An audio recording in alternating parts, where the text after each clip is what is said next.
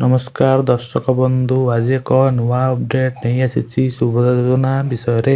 ଏବେ ଉପମୁଖ୍ୟମନ୍ତ୍ରୀ ପ୍ରଭାତ ପରିଡ଼ା ଘୋଷଣା କରିଛନ୍ତି ଯେ ପ୍ରାୟ ରାଜ୍ୟର 4,57,000 ମହିଳାମାନଙ୍କ ଆକାଉଣ୍ଟକୁ ଡାଇରେକ୍ଟ ବେନିଫିଟ ଜରିଆ ମାଧ୍ୟମରେ ସିଧାସଳଖ ତାଙ୍କ ଆକାଉଣ୍ଟରେ ଜମା କରିଦେବେ।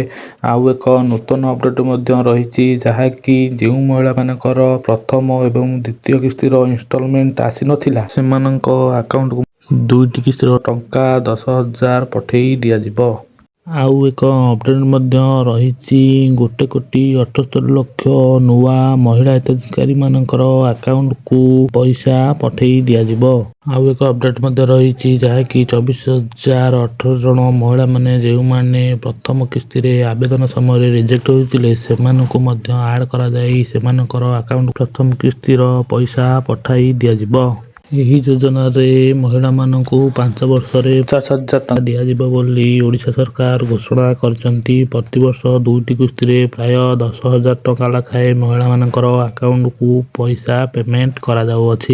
ଆପଣ ସୁଭଦ୍ରା ଯୋଜନାର ପୋର୍ଟାଲକୁ ଯାଇ ଆପଣଙ୍କର ଷ୍ଟାଟସ୍ ଚେକ୍ କରିପାରିବେ ଏବଂ ସ୍ଥିତି ଜାଣିପାରିବେ। ରହିଲି, ନମସ୍କାର।